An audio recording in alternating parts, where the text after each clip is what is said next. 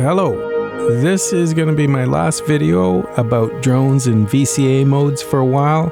It's been a real fun month exploring different patch ideas. In this video, we're going to continue with exploring the VCA drone mode on the Matriarch and experiment some more with envelopes and different modulation ideas. In this video, I just basically deal with one patch, a giant 5-voice Omega drone, but I ended up spending a while experimenting and trying a few different things, so the patch takes a few turns. I'm also going to go very briefly into some production and mixing ideas and use some effects, but that's just going to be a very, very brief little section. I'll probably do some more on that in the future, but for the majority of this video, you'll hear unprocessed audio, the way a Matriarch would sound if you tried these patches yourself at home. When I use effects, I'll let you know. Okay, as always, there's an index in the description and links to patch diagrams, but before we get patching, here's a little sample of the directions this patch took while putting this together.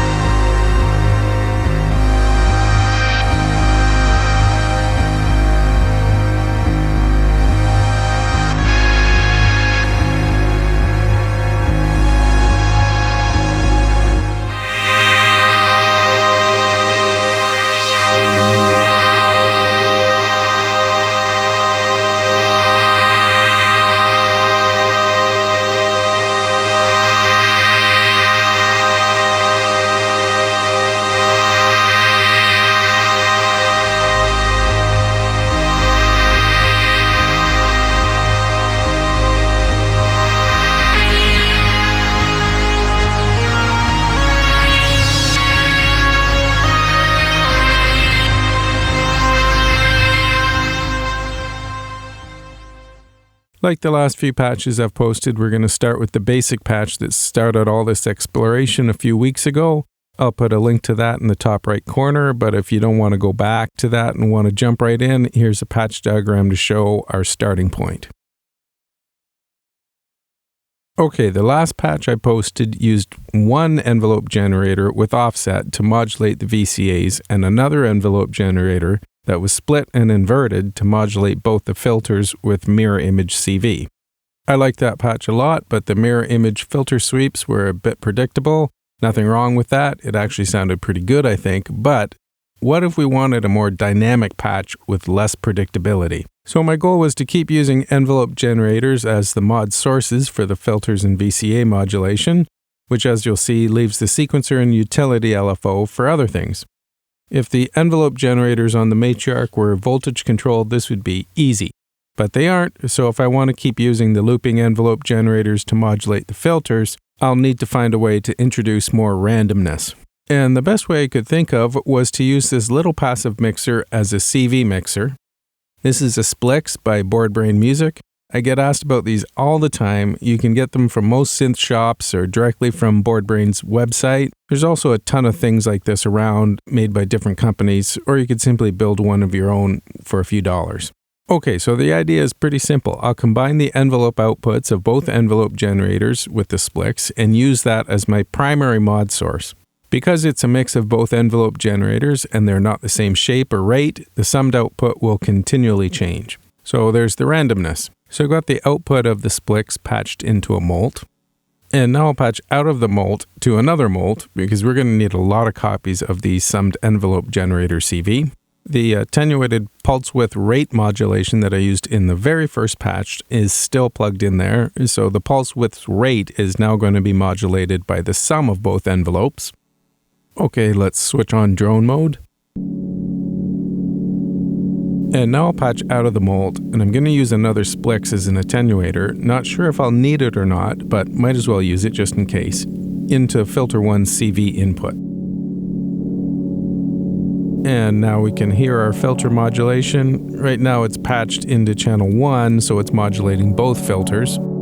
So let's set up the modulation for filter 2. So I'm going to patch out of the molt into Attenuator 1's input. Remember from the last video the cool relationship between Attenuator 1 and 2. Attenuator 1 acts as an attenuverter, and with nothing patched into the input of Attenuator 2, it acts as an offset. So we'll patch out of that attenuator into the filter cutoff of filter 2.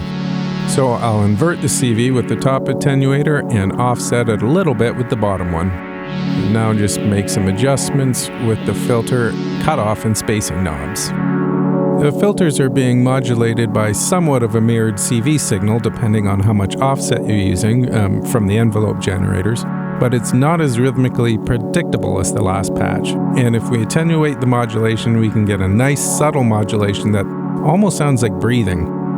Well, maybe a sick person's breathing, I guess. Let's just have a listen to that for a second. This might be best to listen to on headphones because it's pretty subtle.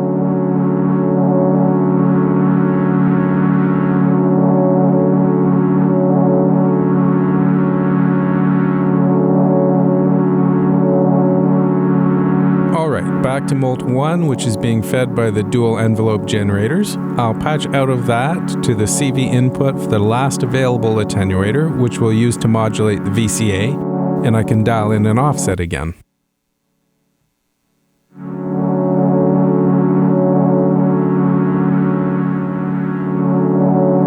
Okay, that's the basic patch. Pretty cool. Now, if you're listening on headphones, or a really good stereo, I guess, you'll hear the subtle back and forth and swirling from the VCA and filter modulation. Nice. And of course, no good Matriarch patch is complete without delay. I've got the delay spacing at around 3 o'clock again to add more width, and let's use ping pong for even more movement. I'm not exactly sure what to play. This thing sounds so good, kinda just want to sit here and listen.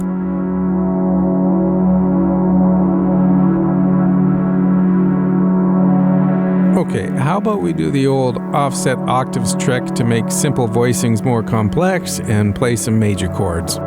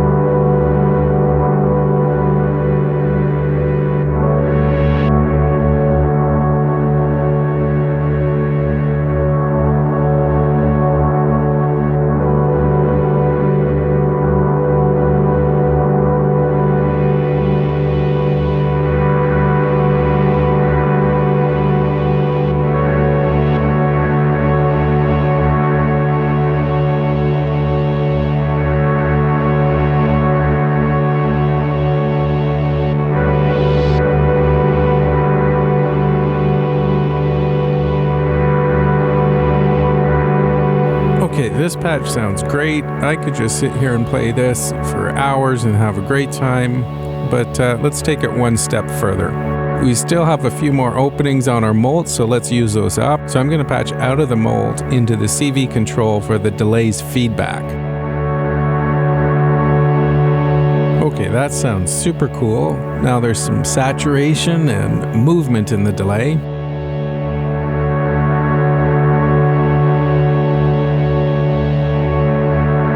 But why not mold the output of the inverted envelope and use that to modulate the feedback in stereo?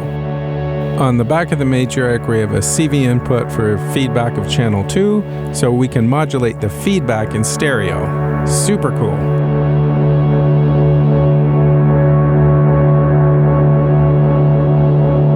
Yeah. Just tame that down a little bit. Don't want it to self-oscillate too much.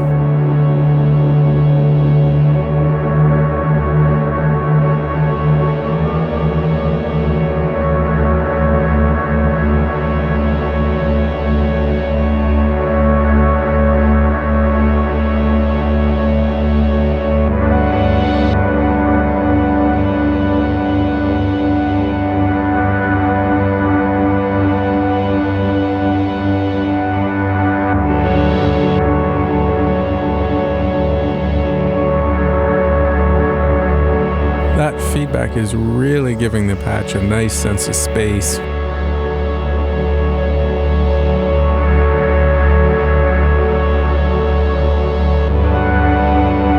At times, it almost sounds like a freeze pedal. And let's adjust the offset of the attenuator so we're getting a little bit more dynamic movement from our VCA modulation. It's a little bit counterintuitive. Remember, lower values or a lower offset on the attenuator will cause more dynamic change because the VCA is not being held open, so to speak. Okay, I've got another idea. The utility LFO is not doing anything, so let's put that to work. I'm going to use the LFO as a VCO, so first thing I guess I should tune it. So I'm going into unison mode and sure, A flat. I don't play an A flat very often. Anyway, we're going to tune our LFO to this A flat. So patching out of the triangle output into the noise input on the mixer. And let's turn down some of these oscillators, put them in the same octave so it's a bit easier to tune. So noise on the mixer is now the volume for our makeshift VCO, and the rate will control the pitch or the tuning.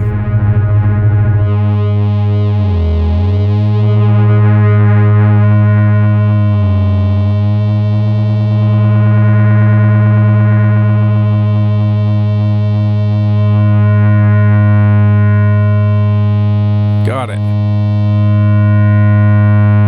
Okay, let's just get rid of this VCA modulation for a second because we're going to have to do some global settings. All right, we're not using our sequencer for anything, so we're going to use it to control our LFO. So go into global settings and turn off local control for the sequencer, which is C#2, F#1, and C0. And we also have to turn off sequence keyboard control, which is D#2, A#0, and C0. And now I'll patch out of the CV output of the sequencer into the rate input on the LFO. And our pitch kind of got messed up a bit, so I'm going to retune it. With sequence keyboard control turned off, you start and stop the sequencer with the play button. You don't need to press a key on the keyboard.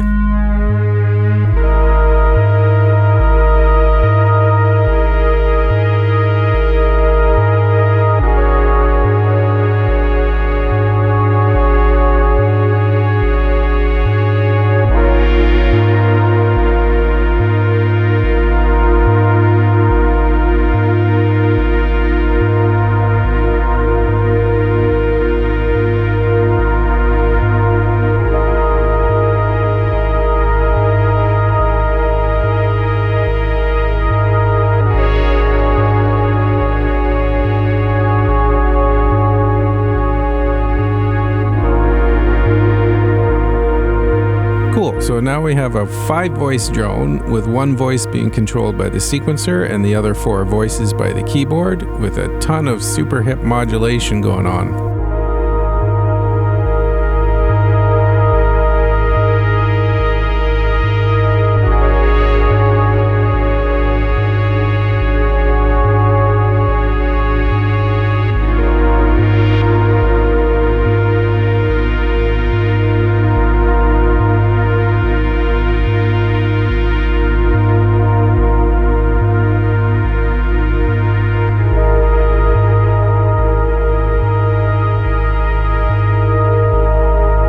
This is definitely a patch for synth lovers. It's a big boy synth patch. Subtle modulation, enough to give movement, and you'd certainly miss it if it wasn't there, but it's not hitting you over the head. I really like it. With 5 oscillators going into the mixer, we can easily overdrive the mixer and go for a lot of saturation. Really, all we need to do is crank up the LFO for some super nice grit. Yeah, that's nice. Oh, actually that's probably a little too much. Oh, that might have been the filter feedback actually, but I'm gonna bring back the mixer a little bit.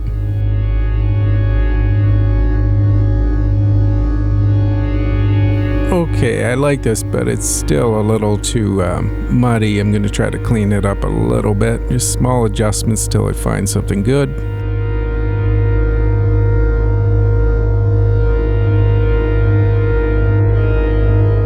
Yeah, that's definitely the delay.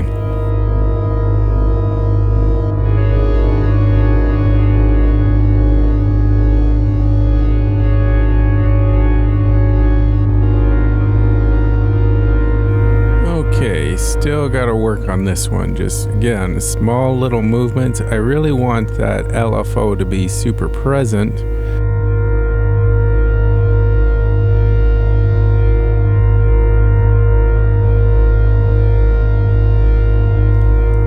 Just gotta tinker with it until I get it the way I want.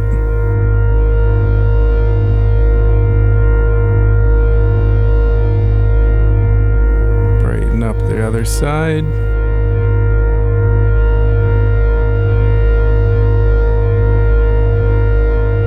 Getting there. Just bear with me.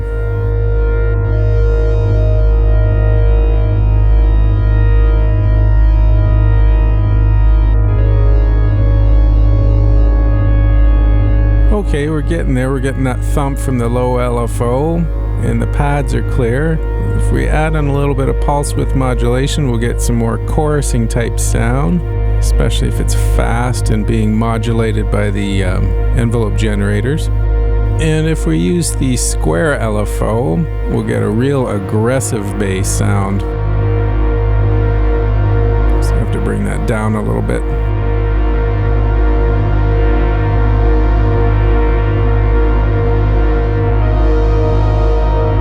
With that square LFO, the rhythm from the bass is a lot more evident. Of course, it's not going through a VCA. It's just the octaves we're hearing and the delay that's giving it that movement. Okay, let's go with that for now. It's a pretty good sounding patch. It's a little muddy. In the last few videos, I've talked a little bit about effects and production techniques, and I think this patch needs a little help. It sounds good, but it's really taking up a lot of room. So to clear it up, I'm going to use a channel strip plugin with some compression and EQ. This is the API Vision channel strip from Universal Audio. And let's start with the compression. Just want about 3 dB of reduction and a really fast release. The goal is to bring up the quieter parts of the patch so they're more noticeable. And I'm going to use the high-pass filter sidechain to the compressor so the bass notes don't trigger the compressor too much. That's good. Okay. Yeah, you can hear the subtleties a little bit better now. And now I'm going to add some EQ, and I'm just going to cut some of the low mids. I'm cutting 10 dB at 500 Hertz. Let's put it back in to see what it sounds like without it. Yeah, pretty nasally. So I'm just going to cut 10 dB. Yeah, that's working out pretty good. The bass pulse is nice and in your face, and the pads are a little bit more distant now and not as nasally. Okay, why don't we add in some reverb now? I'm going to use a Lexicon 224 again by Universal Audio. I've got the crossovers set really low, down to around 200 hertz, and the bass frequency's pretty low. They might be at their lowest. Well, now they are. But I've got treble maxed, so I want it to affect just the high frequencies. So it's less muddy, but more airy. Cool, that sounds nice, but let me show you another trick. We'll just turn down the VCA modulation for a second. And I'm going to take the square LFO out of the mixer and patch it directly into the delay input. So now only the bass will be affected by the delay. Oh, that sounds cool with the noise, but I'm going to turn it off for now. So the main reason for doing this is so that you can separate the pads and the bass. So the mix knob on the delay is a mix between the two. And the bass, or the LFO, is going to be fully wet. So it's going to have a nice ambience to it. But the pads are going to be right up front.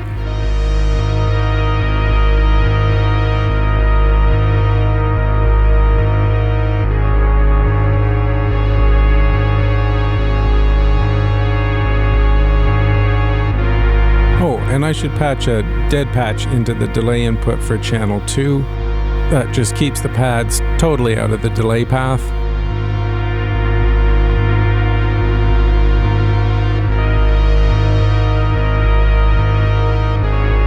And like I said, the mix knob on the delay is balanced between the delay and the pads, but we can really overdrive that bass if we want to. Okay, I guess I'll just experiment now. Why don't I try unison mode and mess around with the oscillator octaves.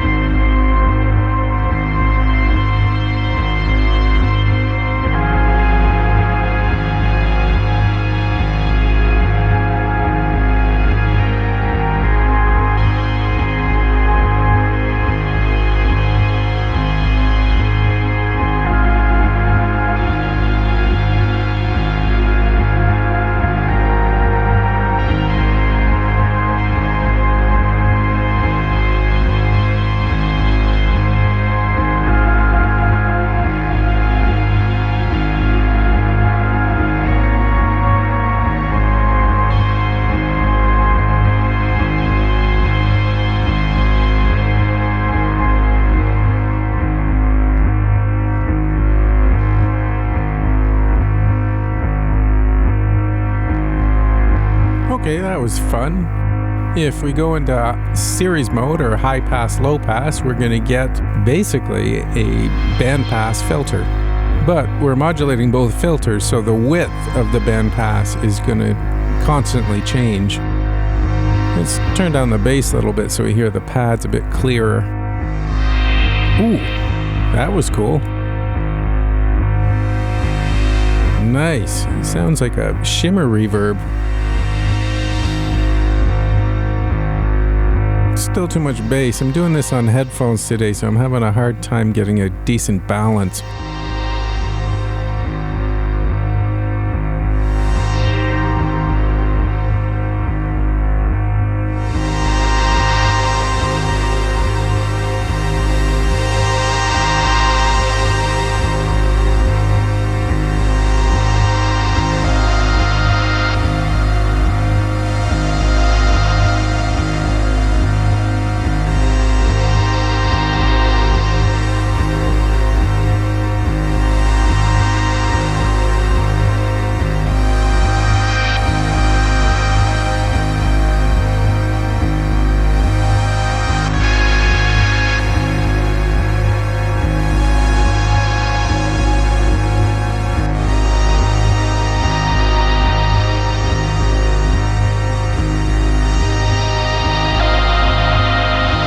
I might like this better than the low pass filter.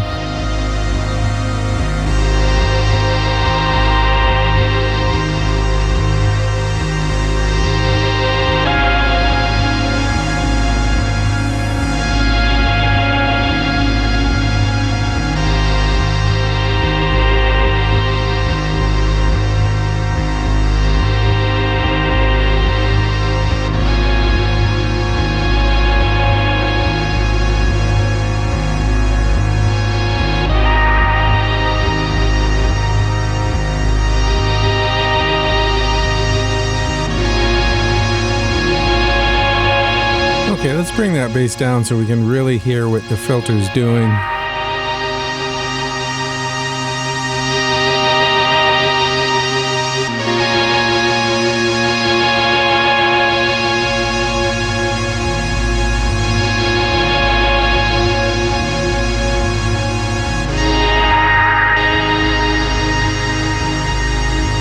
All right, let's try parallel filter mode.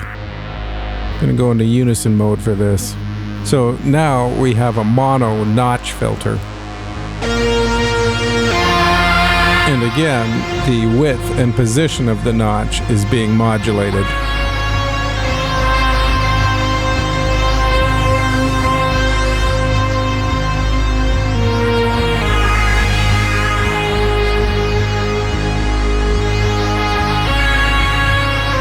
Get rid of the bass again so we can hear the filter. And let's try some chords.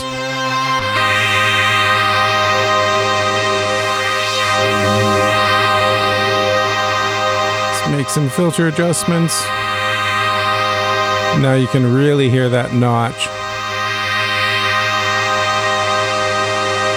Okay, that does it for this patch. I'm just gonna play around with it a bit. Thanks for watching. I hope you learned something.